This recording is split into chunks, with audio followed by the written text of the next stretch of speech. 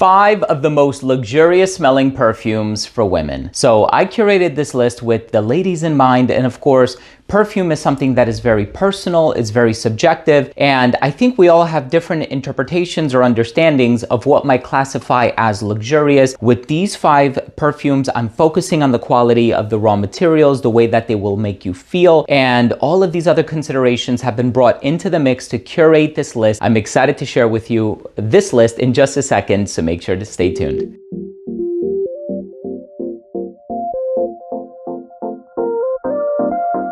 Now, before I begin today's episode and I tell you about these 5 luxurious smelling perfumes, and all of these are for the ladies, they are personal favorites of mine. I can't recommend these enough. They're all incredible. I want to start the video off first by saying that if you're a fan of fragrance related content, and of course, if you love smelling your best, hit subscribe, hit the bell, and give this video a thumbs up for the YouTube algorithm. It would really mean a lot to me. Now, of course, these are niche perfumes, so they are going to be on the pricier side of things, so I would not suggest blind buying. Even though all of these have a really high compliment factor and they're mass appealing and none of them have any rough edges, I still think it would serve in your best interest to, at the very least, sample these fragrances first. You can get a sample from a place like scentsplit.com. This is not a sponsored video, but I don't recommend blind buying. So of course, whenever I have the opportunity to suggest fragrances that I think are gonna be available on that website, I am gonna put it on your radar, because at the very least, I think you should get a 5 ml decant, try it on your skin, see how it interacts with your skin chemistry. And of course, if you end up liking it after that point, then you can commit to the purchase of a full-size bottle. But as it stands,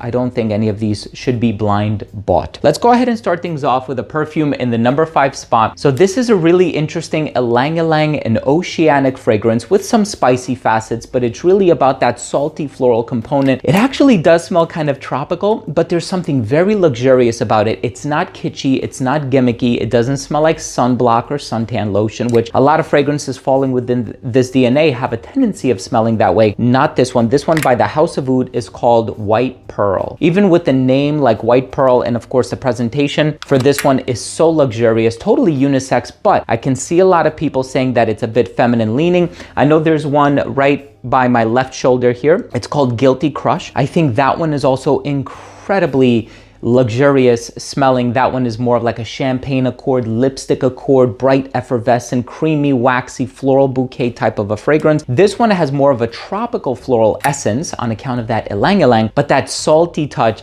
is something really quirky, but it freshens the fragrance up, right? It's this breath of fresh air. It's a beautiful olfactive expression by the House of Oud.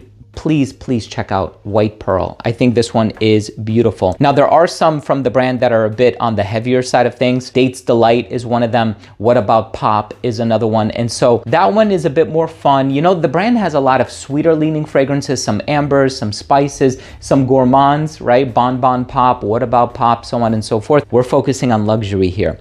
Speaking of luxury, let me save this one for the number 1 spot, actually. All of these are phenomenal. It's so hard to choose. So this one is by Roja and it's called Isola Soul. Not to be confused with Isola Blue, which is more of a masculine leaning fragrance. I believe it's marketed as unisex, but it's more of a masculine leaning fragrance because it does get compared to Terre d'Hermès. This one, on the other hand, again, very tropical smelling like this one. It has hints of coconut, but these clean white florals in the heart are really creating this spectacular aroma. And I'm telling you, this one, the performance on it is superb. You're gonna do like 3 sprays, it's gonna last you the entire day. And this one is fantastic for the hotter months of the year just because of the olfactive profile, but because of the lasting power, the longevity of it, I would also recommend wearing this one in the colder months of the year, especially, of course, if you're gonna find yourself wearing it in a climate-controlled environment. At that point, wear it whenever you want or wherever you want. But this is such an amazing fragrance by Roja. And of course,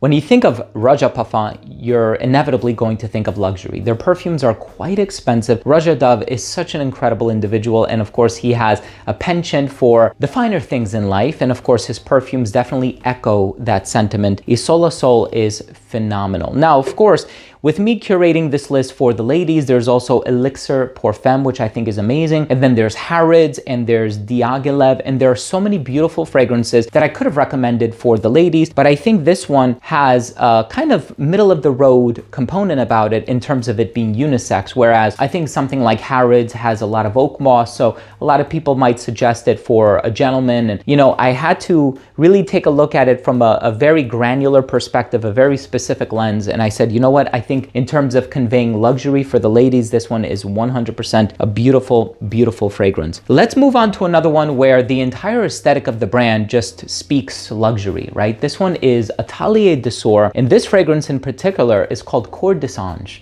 Now, the name itself translates to Choir of Angels. So this is a very Elysian, heavenly, just an amazing, amazing fragrance. Like, I can't get enough of this one. I always find myself tossing it up between this one and Crépuscule des Âmes. This one, Cour des Anges, is a beautiful combination of, I think there's osmanthus, honey, and a hint of blood orange in the opening. And I also love the fact that it has real gold flakes in the bottle. The entire presentation of it is beautiful. Of course, do not spray this one on fabric, especially lighter colored fabric. If it's a black cotton shirt or something like that, by all means, you know, please do. But this does have a golden liquid on the inside, and this will potentially stain. But skin is probably the best, especially with the gold flakes being taken into consideration. So this is a very strong floral perfume, but it has that very unique citrus opening that you're not going to find with a lot of other fragrances, especially those that play more of an emphasis on bergamot and, you know, some of these other like more nondescript citrus ingredients. The blood orange here is such a beautiful touch, and that hint of honey.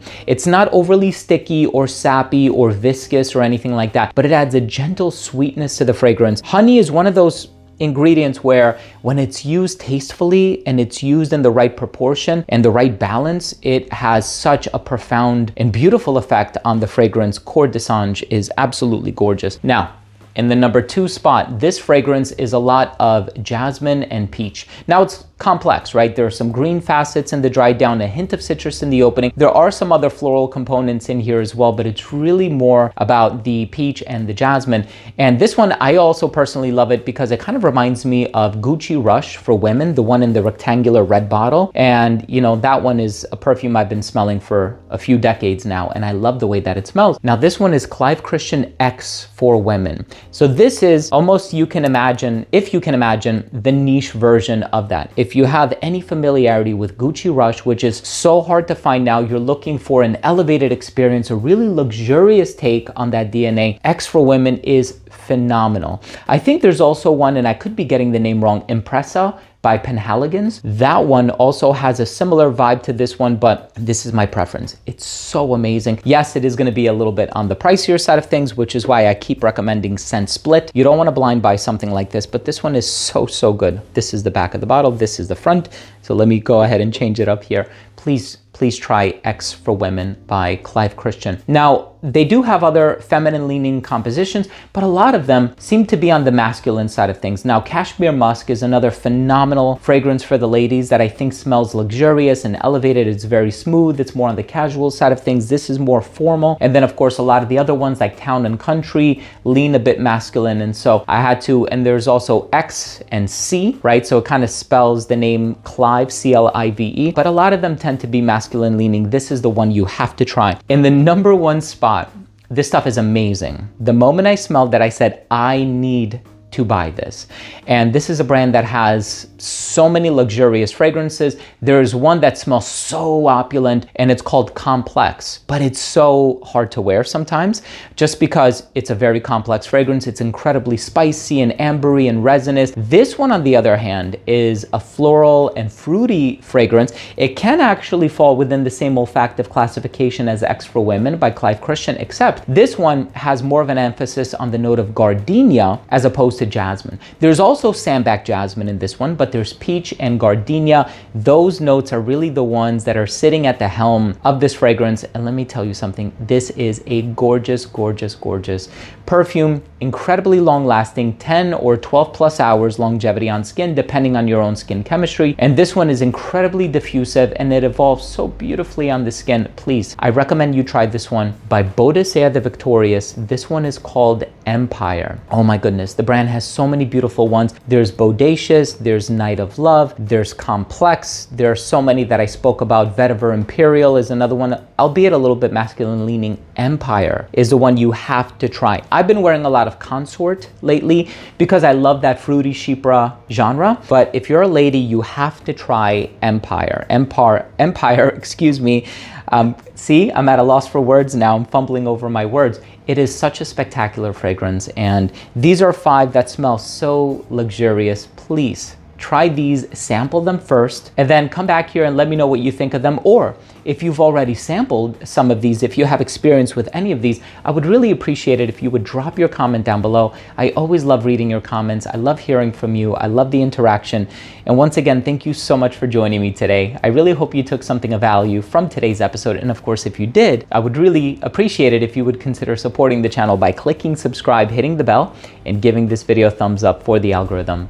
Thanks again for watching. I love you all, and we'll see you tomorrow with a new episode.